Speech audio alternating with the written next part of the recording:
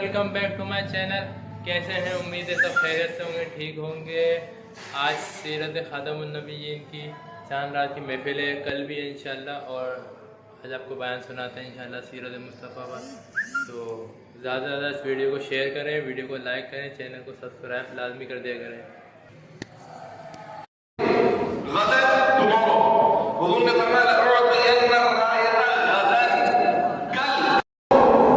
کل میں کیا دوں گا؟ اسلامی لشکر کا علم، جھنڈا اس شخص کے ہاتھ میں دوں گا جس کے ہاتھ پر اللہ مسلمانوں کو فتح عطا فرمائے گا. یعنی حضور کو یہ بھی پتا ہے کہ اللہ کس کے ہاتھ پر فتح عطا فرمائے گا، اور حضور کو یہ بھی پتا ہے کہ کل اللہ فتح عطا فرما دے گا. اور تیسری بات جو سرکار نے فرمائی کہ وہ اللہ اس کے رسول سے محبت کرتا ہے، اللہ اور اس کا رسول اس سے محبت کرتے ہیں. دیکھو، محبت تو دل کا معاملہ ہے. آپ جو عملی کام کر رہے ہوتے ہیں وہ ایک الگ کیفیت ہے، لیکن حقیقی محبت کا ہوتی ہے. ہو سکتا ہے یہاں ہمارے ساتھیوں میں ہمارے ایسے ساتھی موجود ہیں جو بڑی خدمت سر انجام دے رہے ہیں. کوئی یہ چیز لگا رہا ہے، کوئی وہ چیز لگا رہا ہے، کوئی بڑی محبت سے بڑی محنت سے کام کر رہے ہیں، لیکن لازمی نہیں کہ ان کے دل میں میری محبت بھی ہو، ان کے دل میں صحیح بھائی کی محبت بھی ہو. لازمی نہیں ہے. کام کر رہے ہیں، ایسے بہت سارے لوگ ہوتے ہیں کام کر رہے ہیں لیکن دل میں محبت ہو تو ان کا یہ عمل اس بات کو ثابت نہیں کر رہا کہ وہ یہ محبت جو ہے نا اللہ اس کے رسول سے، یہ دل کا پوشیدہ حال ہے. تو رسول اللہ اپنے غلاموں کے دلوں کے احوال کو بھی جانتے ہیں. اب تمام صحابہ کرام ان کی رات بے چینی میں گزری ہے، چونکہ اب تک 2 دن جو لڑائی ہوئی ہے اس میں جو انحصار تھا وہ امیر لشکر کے اوپر تھا، امیر قافلہ کے اوپر تھا. لیکن اب جب رسول اللہ نے فرما دیا کل فتح ہونی ہے، اب حضور کسی کو بھی علم عطا فرما دے اللہ لازمی فتح عطا فرمائے گا، کیونکہ حضور نے کہہ دیا فتح ہوگی تو ہوگی. اب ہر صحابی اس خواہش و تمنا کے اندر ہے کہ رسول اللہ کے اس بشارت کی جو مصداق ہے وہ میں بن جاؤں. صبح ہوئی اور صحابہ کرام نماز فجر کے بعد بڑے اشتیاق کے ساتھ سب در سب کھڑے کہ حضور یہ اعزاز کس کو عطا فرمانے والے ہیں. سب کے چہرے تمتما رہے ہیں، سب کی نگاہیں رسول اللہ کے چہرے انور کی طرف ہیں، سب رسول اللہ کو تک رہے ہیں اور رسول اللہ علی کو ڈھونڈ رہے ہیں. سب رسول اللہ کو دیکھ رہے ہیں اور علی اپنے غلاموں پہ نگاہ، سرکار اپنے غلاموں پہ نگاہ ڈال رہا ہے. حضور نے پوچھا علی نظر نہیں آ رہے، علی کہاں ہے؟ تو کیا کہا گیا؟ یا رسول اللہ وہ آشوب چشم کے اندر مبتلا ہے، ان کی آنکھیں دکھ رہی ہیں. حضور آنکھوں کی تکلیف کے اندر مبتلا ہے. آپ کے اور میرے اگر سر میں درد ہوتا تو ہم بولتے ہم جہاد میں نہیں جا رہے، ہمارے سر میں درد ہو رہا ہے، پیر میں موچ آ گئی، ہم جہاد میں نہیں جا رہے. علی کی آنکھیں دکھ رہی ہیں مگر رسول اللہ کے ساتھ میدان جہاد کے اندر موجود ہے. اگر رسول اللہ میدان کے اندر ہے تو علی اپنے گھر میں نہیں بیٹھے گا، علی رسول اللہ کی معیت میں میدان جنگ کے اندر موجود ہے. حضور حضرت علی کا یہ بات سن کر، ان کی یہ کیفیت سن کر حضور اپنا فیصلہ تبدیل کر سکتے تھے کہ چلو علی تکلیف کے اندر ہے، اس کیفیت میں لڑے گا کیسے؟ اس کی تو آنکھیں ویسی دکھ رہی ہیں. جنگ میں تو بندہ صحت مند چاہیے، تندرست اور توانا چاہیے، بھرپور توانائی کے ساتھ لڑنے کے لیے چاہیے. جو پہلے ہی تکلیف کے اندر مبتلا ہو وہ جا کر لڑے گا کیسے؟ اور 2 دن سے مسلمان کامیابی حاصل نہیں کر پا رہے ہیں، تو آج تو اور زیادہ توانائی کے ساتھ جنگ کرنی ہے تو کسی بیمار کو امیر نہ بنایا جائے.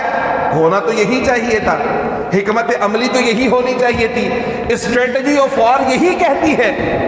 لیکن سرکار علیہ الصلوۃ والسلام نے کہا علی کو بلاؤ. علی کو بلایا گیا. کیا ہو گیا؟ یا رسول اللہ آنکھیں دکھ رہی ہیں، آنکھوں میں تکلیف ہے. آشوب چشم پیارے آقا صلی اللہ علیہ وسلم نے اپنے لعاب کا سرما علی کی آنکھوں میں لگا دیا، اپنے لعاب کا سرما لگایا، اور لعاب رسول صلی اللہ علیہ وسلم علی کی آنکھوں میں لگنا تھا، ساری تکلیف ہی ختم ہو گئی ہے. یہ لعاب رسول کی برکتیں بھی کیا ہے. کبھی ابو بکر کے زخم کو ٹھیک کر رہی ہیں، کبھی قتادہ کی آنکھوں کو ٹھیک کر رہی ہیں اور کبھی علی کے آشوب چشم کو دور کر رہی ہیں. جنہیں ایسا مرہم نصیب ہو گیا ہو وہ کسی اور مرہم کی طرف دیکھے ہی کیوں؟ ان کی تو کوئی بھی تکلیف ہو وہ حضور کی بارگاہ میں حاضر ہو جایا کرتے ہیں. آج جب درود تاج شریف پڑھا جائے اور اس میں یہ کہا جائے دافع البلائی والوبائی والقحطی والمرضی والعلم، تو مولوی صاحب کے پیٹ میں مروڑ اٹھنا شروع ہو جاتی ہے. یہ تو شرک ہو گیا ہے جی. نبی کو دافع البلا کہتے ہو، قحط دور کرنے والا کہتے ہو، وبا دور کرنے والا کہتے ہو، مرض دور کرنے والا کہتے ہو، تکلیف دور کرنے والا کہتے ہو. ارے ہم نہیں کہتے، یہ تو رسول اللہ کے صحابہ کہا کرتے تھے. یا رسول اللہ، یا یہ تو صحابہ کا عقیدہ تھا. ناز کریں اپنی قسمت پر کہ اللہ نے آپ کو صحابہ کے عقیدوں کا وارث بنایا ہے. ہر کسی کے مقدر میں یہ ستھرے عقیدے. آشوب چشم رسول اللہ کا لعاب بطور سرما علی کی آنکھوں میں لگا ہے. علی کی تکلیف دور ہو گئی اور حضور نے علم حضرت علی کے ہاتھ میں عطا فرمایا. اچھا، ایک طرف تو کیفیت یہ ہوگی کہ حضور نے چونکہ علم علی کے ہاتھ میں دے دیا تو اللہ نے تو فتح دینی ہے، لیکن حضرت علی نے شجاعت و بہادری کے وہ جوہر دکھائے کہ قیامت تک کوئی یہ نہیں کہہ سکتا کہ چونکہ نبی نے علم دیا تھا اس لیے فتح ہوئی.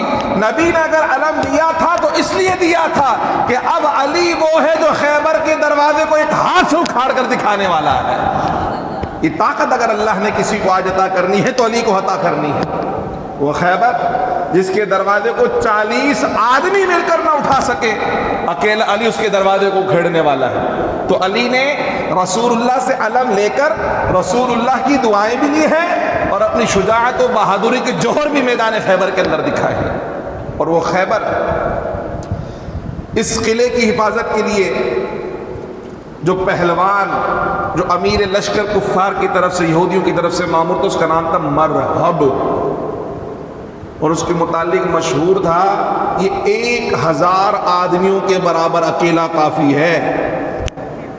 1000 آدمیوں کے برابر اکیلا ہے یہ، یعنی 1000 آدمیوں سے اکیلے لڑ لے گا. اتنا بڑا پہلوان، بڑا لہیم شہید اور خوب لوہے کی زرہ پہنے ہوئے مولا علی کے مقابلے میں آیا.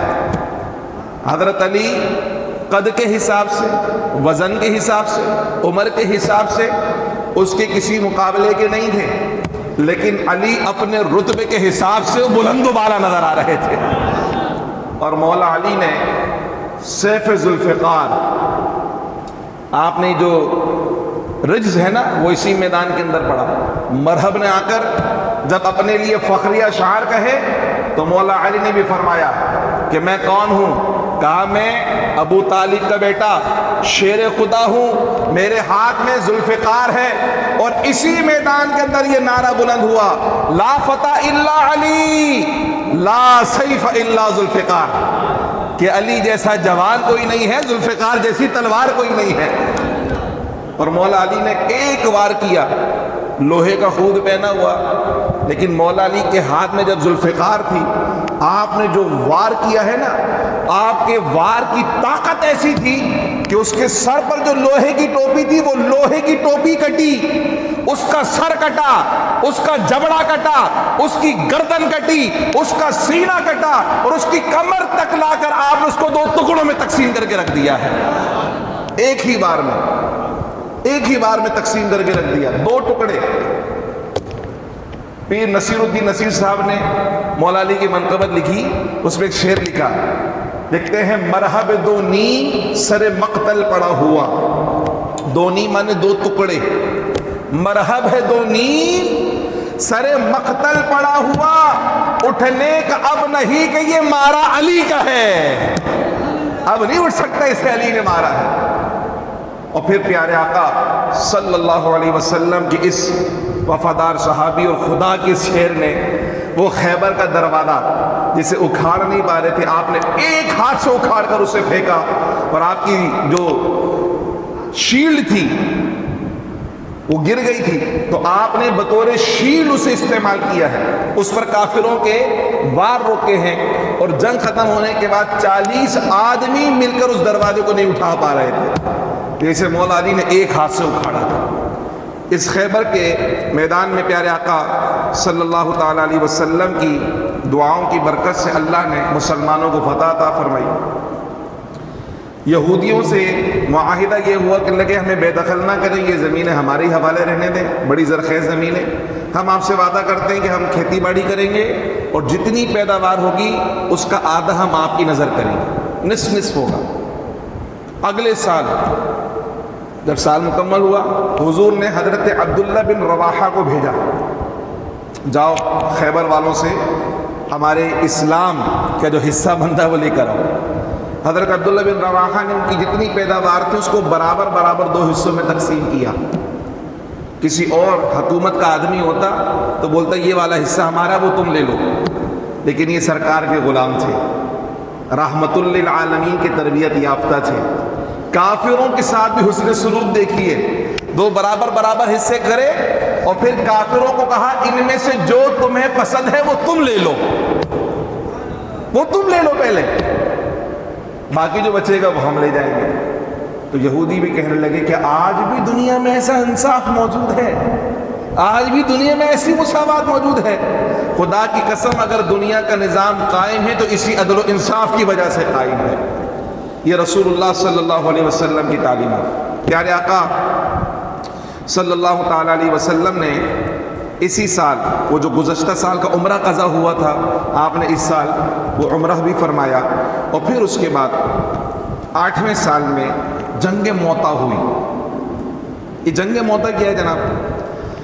ہم نے آپ سے کہا کہ حضور نے تبلیغ کا دائرہ کار وسیع کر دیا ہے، تو اب عرب کے خطے سے باہر نکل کر جو ریاستیں وہاں تک حضور کی دعوت پہنچی تو وہ بدک گئے وہ لوگ، اب وہ مقابلہ کرنے کے لیے تیار ہو گئے، وہ لڑنے کے لیے تیار ہو گئے۔ تو روم کے کچھ باجگار، یعنی وہ ریاستیں جو رومی سلطنت کے ماتحت رہتی تھیں، انہوں نے پیارے آقا صلی اللہ علیہ وسلم کی ایلچی حضرت عمر بن بمری رضی اللہ تعالیٰ ان کو شہید کر دیا۔ آپ صلی اللہ علیہ وسلم نے ان کا مقابلہ کرنے کے لیے، ان سے بدلہ لینے کے لیے 3000 صحابہ کرام کا لشکر روانہ فرمایا، اور لشکر کا امیر پتہ ہے کسے بنایا؟ حضرت زید بن حارثہ رضی اللہ تعالیٰ عنہ۔ یہ بات میں خصوصی طور پہ اس لیے بتا رہا ہوں کہ زید بن حارثہ کسی زمانے میں غلام رہ چکے تھے، انہیں مکے کے بازار میں بیچا گیا تھا، حضرت خدیجہ کے بھائی نے خریدا تھا، اور پھر رسول اللہ کی بارگاہ میں ان کو پیش کیا گیا، اور رسول اللہ صلی اللہ علیہ وسلم نے انہیں آزاد کر کر اپنی صحبت کے اندر رکھا۔ ان کے اماں ابا لینے آئے، ابا اور چچا لینے آئے، مگر یہ نہیں گئے، کہا جتنا پیار مجھے رسول اللہ نے دیا ہے اتنا سگا باپ بھی نہیں دے سکتا مجھے، سگے باپ کے ساتھ نہیں گئے اور رسول اللہ کے ساتھ رہے۔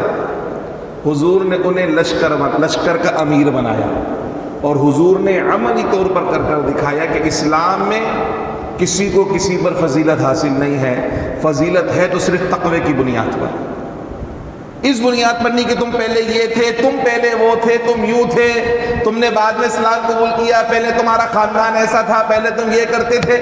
اس بات پر کسی کو طعن نہیں دیا جائے گا، کسی کو نشانہ نہیں بنایا جائے گا۔ اور صحابہ کرام نے ان کی عمارت کو قبول کر کر حضور کی تعلیم کا عملی اثر دکھایا کہ ہمارے آقا جو کہتے ہیں ہم وہ کر کر دکھاتے ہیں۔ ہم نے غلام کو، جو کسی زمانے میں غلام رہا تھا، اپنا امیر تسلیم کیا، جو کہ رسول اللہ نے اسے ہمارا امیر بنایا تھا۔ حضور نے فرمایا لشکر کو روانہ کرتے ہوئے، یہ روایت مستند ترین روایت آپ کو بتا رہا ہوں، سیرت کی تمام مشہور کتابوں کے اندر روایت موجود ہے۔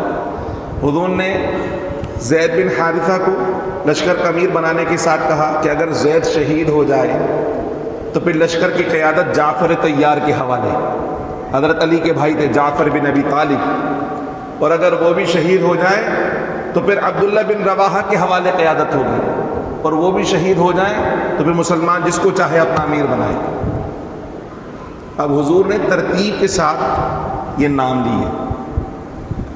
یار لوگ کہتے ہیں جی آنے والے کل کا نہیں پتا، اگر رسول اللہ کو آنے والے کل کا نہیں پتا تو یہ ترتیب رسول اللہ نے کیوں بیان فرمائی؟ اور جب وہاں پر گئے، ان کا لشکر کتنے افراد کا تھا؟ 3000. کتنے؟ وہاں مقابلے کے لیے 1,00,000 کا لشکر موجود تھا. کتنا؟ 1,00,000. حضرت زید بن حارثہ نے صحابہ کرام سے مشورہ کیا، ایسا کرتے ہیں کہ رسول اللہ کی بارگاہ میں حالات بھیجتے، حضور یہاں پہ 1,00,000 کا لشکر ہے، مزید مجاہدین کی کمک بلوا لی جائے تاکہ ہم کفار کا مقابلہ کریں. مگر حضرت عبداللہ بن رواحہ کا جذبہ کیا تھا؟ کہنے لگے اے امیر آپ آگے بڑھیں، یا تو اللہ فتح دے گا وگرنہ شہادت تو ہے ہی ہمارا مقدر. فتح بھی ہمیں ہمارے بازوؤں سے نہیں ملتی ہے، ہمیں فتح بھی ملتی ہے تو رسول اللہ کی برکت سے اور خدا کی نصرت سے ملا کرتی ہے، اور اگر شہادت ہمارا مقدر ہے تو سبحان اللہ آگے بڑھیں. اور حضرت زید بن حارثہ رضی اللہ تعالیٰ عنہ اپنے لشکر کے ساتھ کفار پہ حملہ آور ہوا. حضرت زید بن حارثہ رضی اللہ تعالیٰ عنہ شہید ہوئے. حضور مسجد نبوی کے اندر صحابہ کرام کے درمیان بیٹھے ہوئے ہیں. حضور خود اس غزوے میں شریک نہیں ہوئے مگر پھر بھی اسے غزوہ کہا جاتا ہے، اسے پھر بھی سیرت نگار غزوہ ہی کہتے ہیں. حضور مسجد نبوی شریف میں صحابہ کے ساتھ، اور صحابہ کو بتا رہے ہیں کہ اب زید بن حارثہ شہید ہو گیا ہے، اور اسلام کا علم اب جعفر کے ہاتھوں میں ہے. پھر سرکار نے بتایا کہ جعفر کا سیدھا ہاتھ کاٹ دیا گیا اور جعفر نے علم دوسرے ہاتھ میں لے لیا ہے. پھر فرمایا جعفر کا دوسرا ہاتھ بھی کاٹ دیا گیا، اب جعفر نے اپنے بازوؤں کے اندر علم کو دبایا ہوا ہے. پھر سرکار نے فرمایا اب جعفر بھی شہید ہو گئے اور اسلام کا علم عبداللہ بن رواحہ کے ہاتھوں میں ہے. پھر فرمایا عبداللہ بن رواحہ شہید ہو گئے، اب اسلام کا علم اللہ کی تلواروں میں سے ایک تلوار خالد بن ولید کے ہاتھوں کے اندر ہے. جانے سے پہلے بھی حضور نے ترتیب ارشاد فرما دی تھی کہ کیا ہوگا میدان میں، پہلے زید شہید ہوں گے، پھر جعفر بن ابی طالب شہید ہوں گے، پھر عبداللہ بن رواحہ بھی شہید ہو جائیں گے. مگر چوتھے امیر کا نام سرکار نے نہیں بتایا. اور ادھر سرکار ارشاد فرما رہے ہیں کہاں پر؟ مسجد نبوی میں. جنگ کہاں ہو رہی ہے؟ موتا میں. کہاں پر ہو رہی ہے؟ روم کی ساحلی پٹی پر جنگ ہو رہی ہے، موتا کے اندر. حضور مدینے میں بیٹھے ہوئے ہیں اور یہاں بیٹھ کر صحابہ کو جنگ کا نقشہ بتا رہے ہیں اور اپنے عملی اقدام سے آنے والے امتیوں کو بتا رہے ہیں کہ کل کیا ہوگا ہم وہ بھی جانتے ہیں اور وہاں جو ہو رہا ہے ہم وہ بھی جانتے ہیں. ہماری نگاہوں سے نہ کل پوشیدہ ہے نہ وہ پوشیدہ ہے، اللہ نے سارے پردے ہٹا دیے ہیں. ارے سرکار کے غلاموں کو اللہ نے شان عطا فرمائی ہے. حضرت عمر فاروق کے زمانے میں حضرت ساریہ کافروں سے لڑنے کے لیے گئے اور حضرت عمر فاروق جمعے کا خطبہ عطا فرما رہے ہیں اور خطبے کے دوران فرماتے ہیں یا ساریہ الجبل، اے ساریہ پہاڑ کی طرف دھیان دو. اب سارے صحابہ پریشان کہ وہ تو لڑنے کے لیے گئے ہوئے میدان جہاد میں، عمر فاروق مسجد نبوی میں جمعے کے خطبے میں ساریہ کا نام کیوں لے رہے ہیں؟ جب واپس آئے تو لوگوں نے ان سے پوچھا. ساری نے کہا بخدا ہم کافروں کے نرغے میں آ گئے تھے، جمعے کا دن تھا، نمازوں کا وقت تھا، کافروں سے جنگ ہو رہی تھی، ہم کافروں کے نرغے میں آ گئے تھے کہ ناگہاں امیر المؤمنین حضرت عمر فاروق کی آواز آئی، اے ساریہ پہاڑ کی خبر لو. ان کی آواز سنتے ہی ہم پہاڑ کی طرف مخاطب ہوئے، پہاڑ کی طرف نگاہ گئی اور وہاں کافروں کے ساتھ ہم لڑے. امیر المؤمنین نے آواز دی ہے تو ہمیں اطلاع ملی ہے. اب رسول اللہ کے غلاموں کی شان دیکھیں. امیر المؤمنین عمر فاروق مسجد نبوی کے اندر کھڑے ہو کر ہزاروں میل لڑنے والے ساریہ کے حوال کو جانتے ہیں اور ساریہ ہزاروں میل دور لڑ رہے ہیں اور مسجد نبوی میں ہونے والی عمر فاروق کی پکار کو وہاں سماعت فرما رہے ہیں. یہ شان ہے ان کے غلاموں کی. سرکار کا عالم کیا ہوگا؟ یار لوگ پریشان نہیں، کراچی سے پکارو تو مدینے میں سنتے کہ نہیں سنتے. اگر ان کے غلام سن لیا کرتے ہیں تو سرکار کی شان کیا ہوگی، ان کا تو کوئی اندازہ ہی نہیں لگا سکتا. اللہ سبحانہ و تعالیٰ نے رسول اللہ کے غلاموں کو یہاں بھی فتح عطا فرمائی اور کامیابی کا تناسب دیکھیں. ادھر 3000 افراد کا لشکر تھا، وہاں 1,00,000 مگر وہ میدان چھوڑ کر بھاگ گئے, لاشیں چھوڑ کر بھاگ گئے. اور اس جنگ میں پتہ ہے کتنے صحابہ شہید ہوئے؟ صرف 12 صحابہ کرام شہید ہوئے. اور عبداللہ بن رواحہ کی وہ بات سچ ہوئی کہ اگر شہادت ہمارا مقدر ہے تو سبحان اللہ, وگرنہ اللہ ہمیں فتح عطا فرما کر رہے گا. پیارے آقا صلی اللہ تعالی علیہ وسلم اسی سال 8 ہجری کے اندر ایک اور بڑا اہم واقعہ رونما ہوا, اور وہ ہے اس فتح مبین کا اصل منظر جو اللہ نے وعدہ فرمایا 6 ہجری میں حدیبیہ کے موقع پر. وہ مکہ مکرمہ جہاں سے پیارے آقا صلی اللہ علیہ وسلم کو تنگ کر کر جبر اور تشدد کا نشانہ بنا کر, آپ کے صحابہ کو ظلماً شہید کر کر, آپ کے صحابہ کو ظلم و ستم کا نشانہ بنا کر جس مکے سے نکالا گیا, اور رات میں پیارے آقا صلی اللہ علیہ وسلم جس مکے سے روانہ ہوئے مدینے کی طرف, اب اس مکے کی فتح کا موقع آ چکا ہے.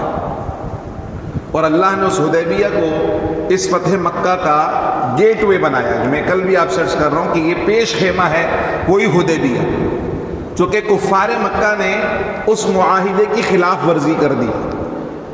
جب معاہدے کی خلاف ورزی کی, آپ صلی اللہ علیہ وسلم کا جو حلیف قبیلہ تھا اس کے افراد کو نہ صرف قتل کیا بلکہ حرم کے اندر قتل کیا, انہیں حرم شریف کے اندر قتل کیا. انہوں نے داد رسی کے لیے پیارے آقا صلی اللہ علیہ وسلم کو پکارا.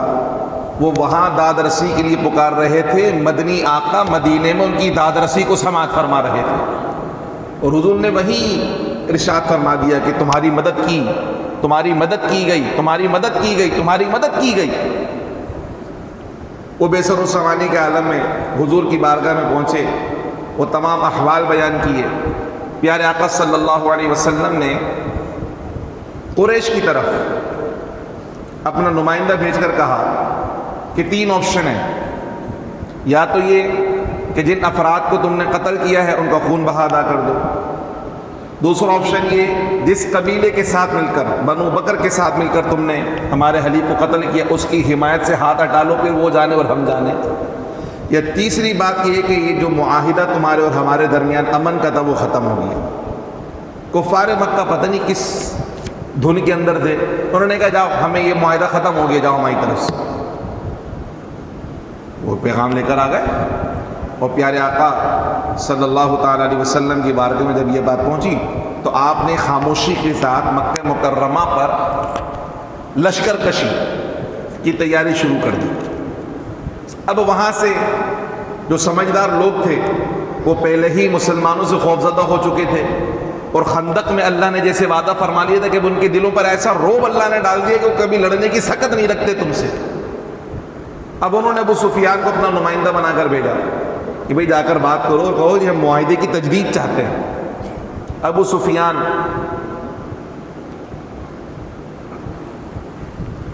جب پیارے آقا صلی اللہ علیہ وسلم کے پاس پہنچا, یہاں مدینہ منورہ میں صحابہ کرام سے گفتگو کرنا چاہیے, کچھ تیار نہیں گفتگو کرنے کے لیے. ابو سفیان کی بیٹی پیارے آقا صلی اللہ علیہ وسلم کی نکاح میں ہے.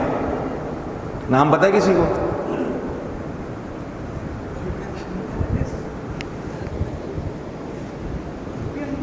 حضرت میں یہ چاہ رہا ہوں کہ تھوڑا سا آپ کو بھی کچھ, آج شبلی بھائی کا بھی امتحان ہو گیا ہے, بہت لمبا سفر کر لیا. میں سفر تو میں کر رہا ہوں, تھکنا تو مجھے چاہیے, آپ کیوں تھک گئے؟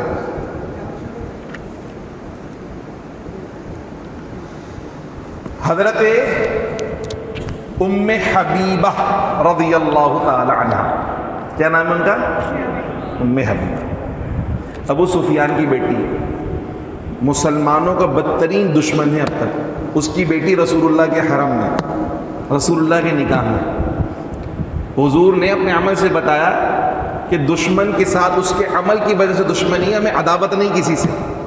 اب وہ اپنی بیٹی سے ملنے کے لیے کاشانہ نبوت میں جب آیا اور جب وہ بیٹھنے لگا تو ام حبیبہ نے کہا ذرا رکو 1 منٹ. جو بستر نبوت تھا اس کو سمیٹ لیا اور کہا بیٹھو. ابو سفیان کہنے لگا کہ بستر کیوں سمیٹا؟ کیا بستر میرے لائق نہیں تھا؟ میری شایان شان بستر نہیں تھا اس لیے تم نے سمیٹ دیا؟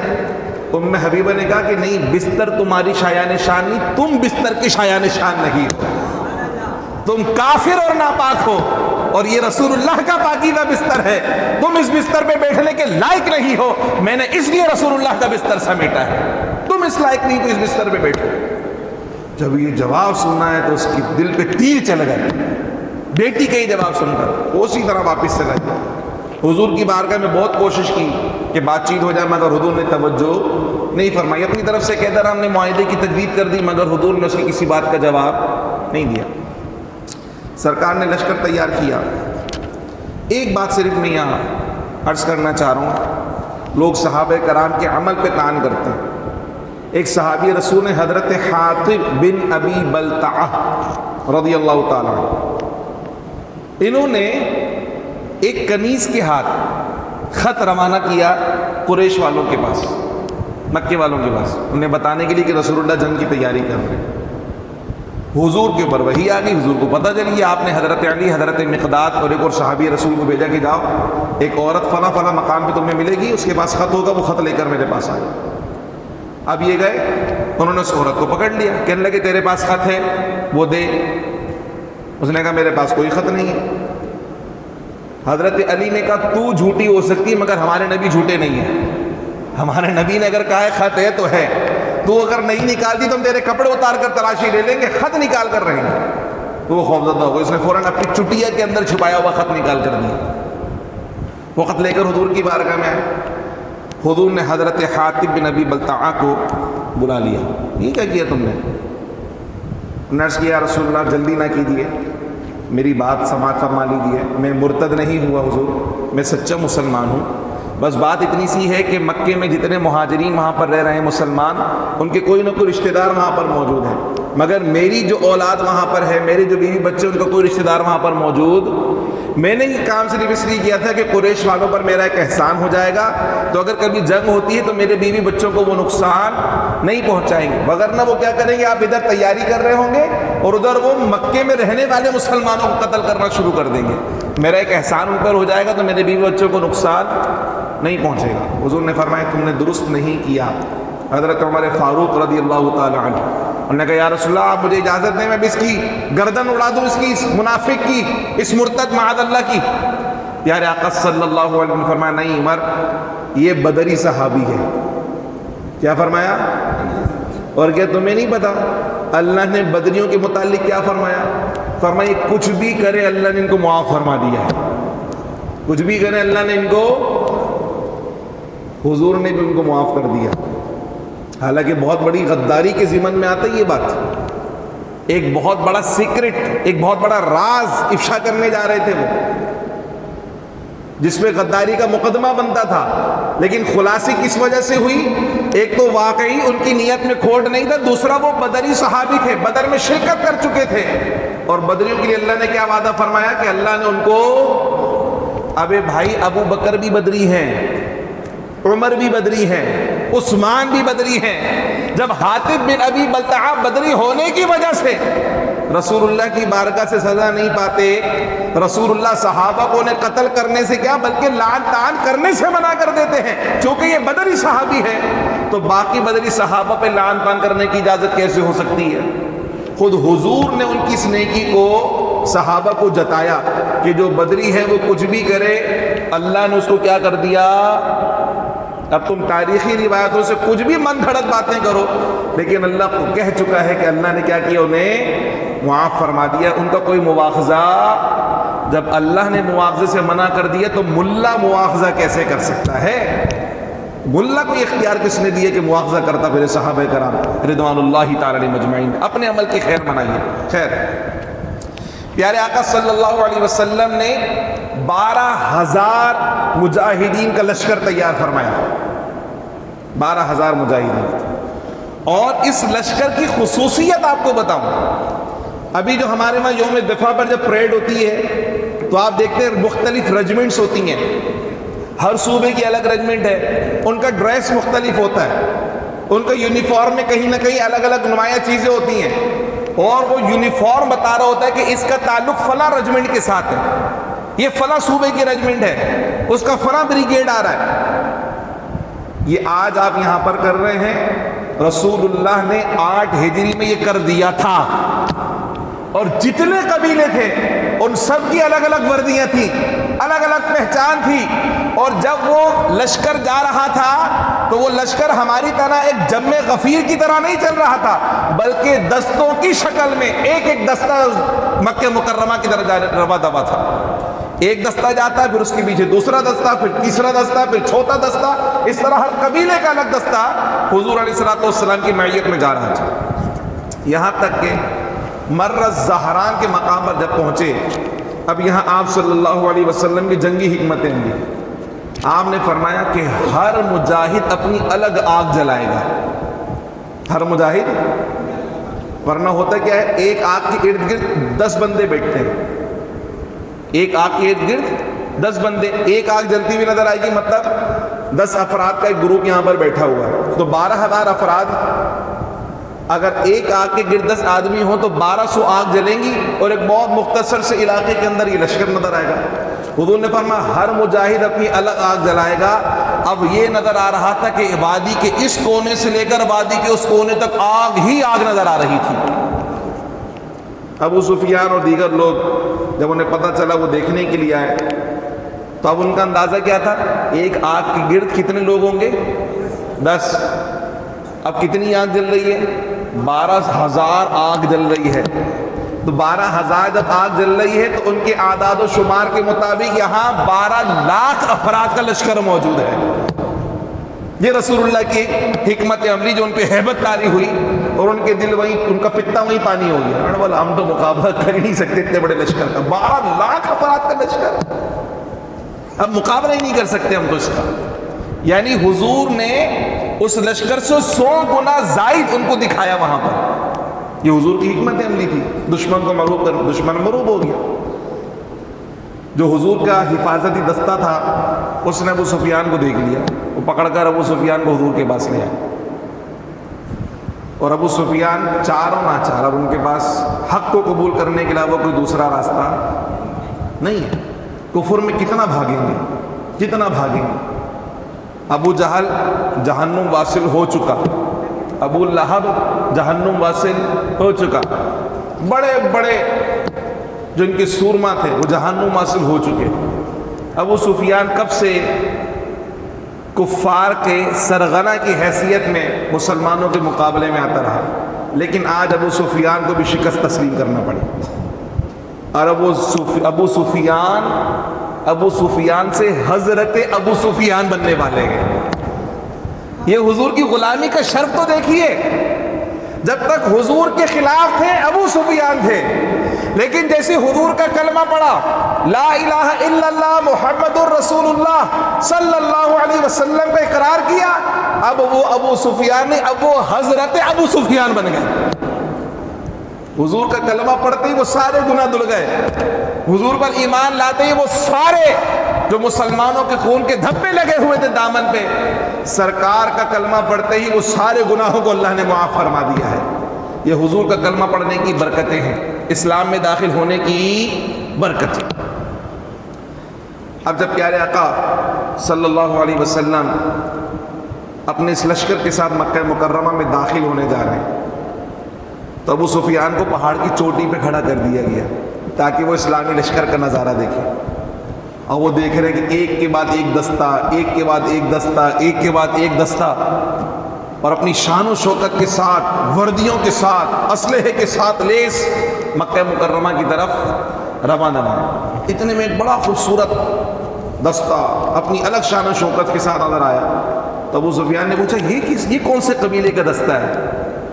تو صحابہ نے، حضرت عباس نے فخر یہ کہا، یہ رسول اللہ کے انصار کا دستہ ہے، یہ مدینے والوں کا دستہ ہے۔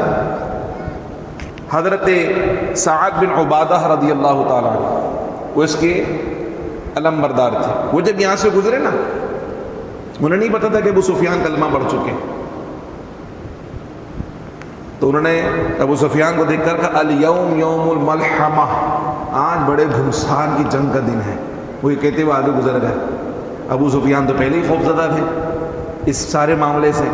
جب حضور کا گزر ہوا تو حضور کی شان کیا ہے، جس کے پاس اتنا بڑا لشکر ہو، اتنے بڑے سپاہی ہوں، تو وہ سینہ چوڑا کر کے، سر فخر سے بلند کر کے اور ایسے تاؤ دکھا کر چلے گا نا کہ اتنے سارے حمایتی میرے ساتھ موجود ہیں۔ آپ کے ساتھ 20 بندے کھڑے ہو جائیں، اب ایسے کر کے کھڑے ہوتے، دیکھ رہے ہو میرے حمایتی، دیکھ رہے ہو 12,000 وفادار صحابہ کا لشکر رسول اللہ کے ساتھ ہے۔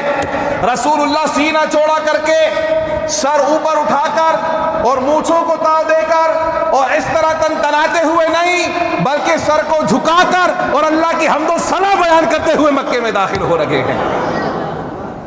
ایسا فاتح کبھی کسی نے نہیں دیکھا کہ جو اپنے لشکر پہ ناز نہیں کر رہا بلکہ اپنے رب پہ ناز کر رہا ہے کہ اس رب نے اپنے اس بندے کو اس لشکر پہ غلبہ عطا فرمایا ہے۔ اور حضور کی عاجزی اور ان کی ساری کا عالم یہ ہے کہ صرف سر جھکا ہوا نہیں ہے بلکہ اتنا جھکا ہوا ہے کہ حضور اونٹ پر سجدے کی حالت کے اندر موجود ہیں۔ یہ کیفیت ہے۔ اور حضور کے پیچھے پتہ کون سوار ہے؟ ایک غلام زادہ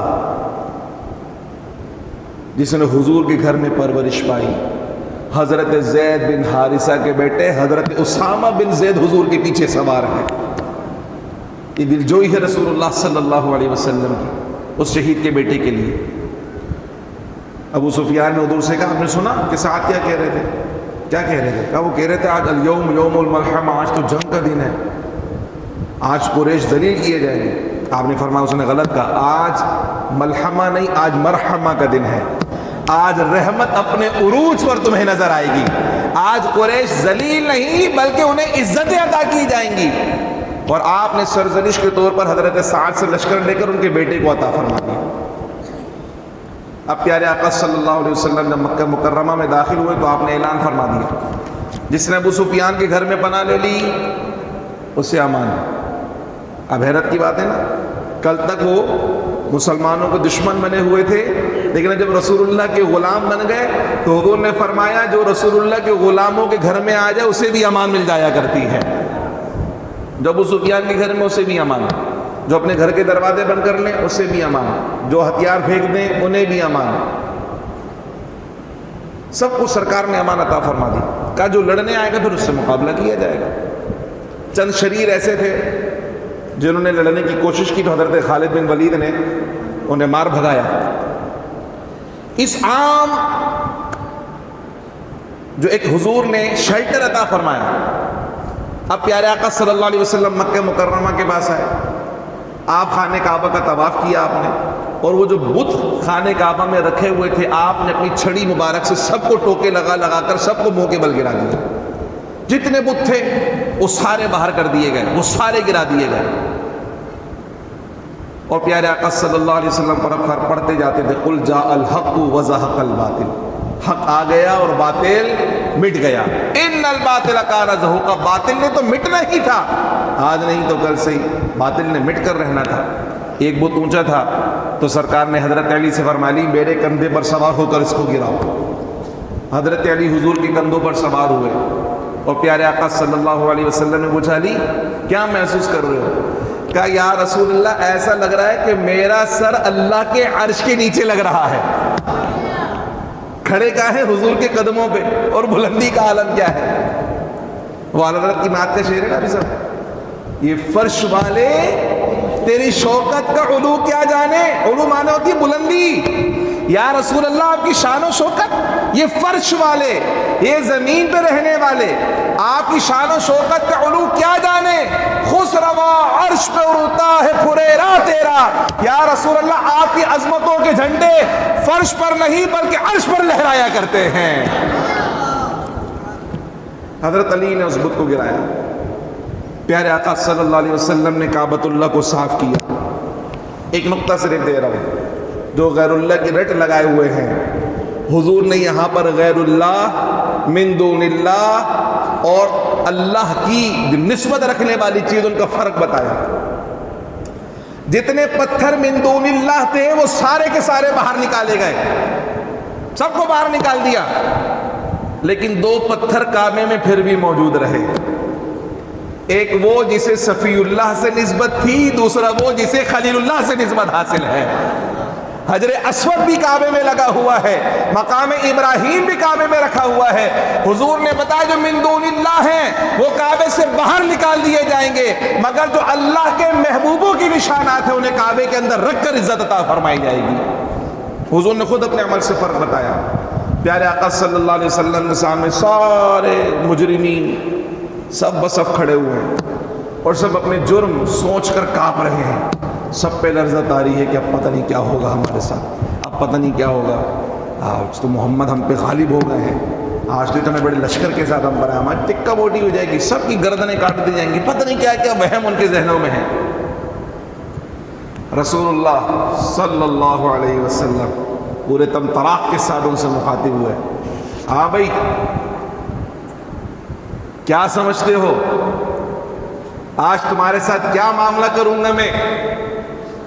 تو انہوں نے فوراً کہا ہم تو ہیں نکمے، ہم تو ہیں ناکارہ، ہم تو ہیں کمینے، ہم تو ہیں ذلیل، مگر حضور آپ کی شان یہ ہے اخن کریم وابن اخن کریم، یا رسول اللہ آپ تو خود کرم کرنے والے ہیں اور کرم کرنے والے باپوں کی اولادوں میں سے ہیں، ہم نے آپ کو ہمیشہ کرم کرنے والا پایا ہے۔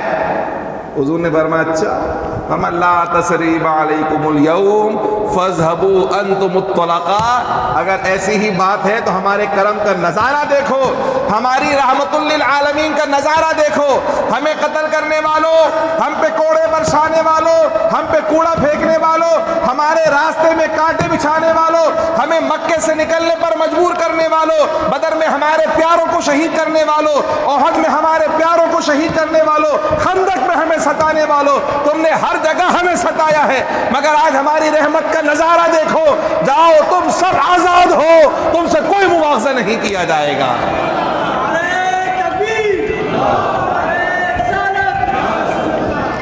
تم پہ کوئی مواخذہ نہیں ہے، جاؤ تم سارے کے سارے آزاد ہو۔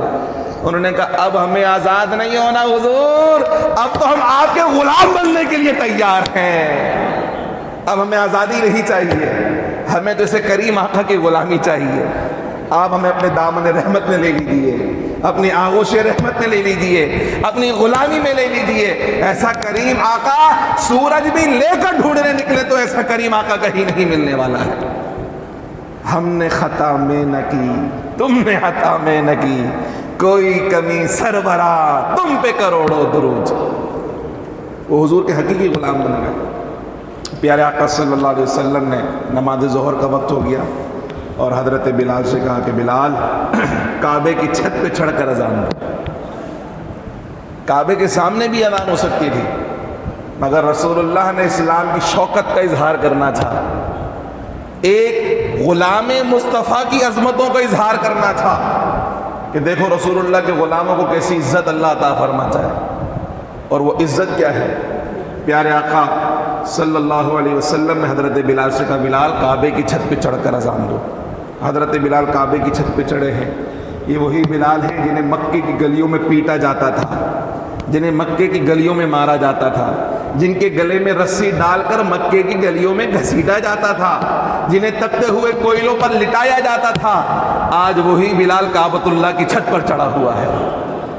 وہ غلام جسے ہر کوئی ذلیل کرتا تھا، آج محمد مصطفیٰ نے اسے عزتوں کی تاج عطا فرما دیے ہے کہ کعبہ نیچے ہے اور رسول اللہ کا بلال کعبے کی چھت پر چڑھا ہوا ہے۔ بلال نے کعبۃ اللہ کی چھت پہ چڑھ کر اذان دی ہے، رسول اللہ طواف کر رہے ہیں۔ بلال حیران و پریشان ہے کہ آج تک جتنی اذانیں دی بیت اللہ کی طرف رخ کر کے اذان دی، آج تو بیت اللہ کی چھت پر چڑھا ہوا ہوں، آج کدھر رخ کروں، آج کس طرف رخ کر کے اذان دوں۔ حضرت بلال کی عشق نے رہنمائی کی کہ بلال پریشان کیوں ہوتے ہو، کعبے پر چڑھے ہوئے ہو اور کعبے کا کعبہ تمہارے سامنے موجود ہے، بس رخ مصطفیٰ کو دیکھو اور اذان دیتے چلے جاؤ۔ اور حضرت بلال نے پیارے آقا صلی اللہ علیہ وسلم کی جمال زیبا کو دیکھتے ہوئے اذان مکمل فرمائی، اور آپ صلی اللہ تعالیٰ علیہ وسلم نے اللہ کے دین کو وہ غلبہ عطا فرمایا کہ جو ازلی دشمن تھے وہ بھی لا الہ الا اللہ محمد رسول اللہ صلی اللہ علیہ وسلم کا تاج اپنے سروں پہ سجائے، رسول اللہ کی غلامی کا تاج اپنے سروں پہ سجائے، اور وہ پیشانی جو 360 کے سامنے جھکا کرتی تھی اب وہ خدا وحدہ لا شریک کے سامنے جھکانے کے لیے تیار ہے۔ یہ حضور جان دو عالم صلی اللہ علیہ وسلم کی جد و جہد ہے۔ حضور کی زندگی بتاتی ہے ایک دو دن میں تھکنا نہیں ہے، ایک مہینہ کام کیا تھک گئے جی، کوئی قبول ہی نہیں کر رہا، کوئی آ ہی نہیں رہا، کوئی سن ہی نہیں رہا، کوئی مان ہی نہیں رہا، بس چھوڑ دو۔ میرے غلاموں، تمہارے آقا کی پوری زندگی جہد مسلسل ہے، جہد مسلسل کا نام ہے۔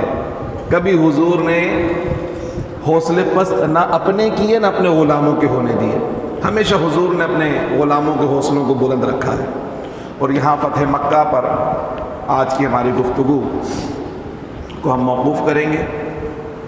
کل انشاءاللہ عز و جل اختتامی نشست ہے جس میں باقی جو آگے کے ہمارے حالات و واقعات اور دین اسلام کو جو عروج رسول اللہ کی زندگی میں انشاءاللہ اس پر کلام ہوگا۔ آپ تمام دوستوں سے گزارش ہے اسی محبت کے ساتھ کل آخری نشست کے اندر بھی شریک ہوں، اور کل صبح انشاءاللہ 10 بجے یہاں سے جلوس صبح بہارا روانہ ہوگا۔ میری آپ سے گزارش ہے اپنی عقیدت و محبتوں کا اظہار کرتے ہوئے لازمی اپنے بچوں کے ساتھ، اپنے پیاروں کے ساتھ، اپنے دوستوں کے ساتھ اس جلوس میں شرکت کریں۔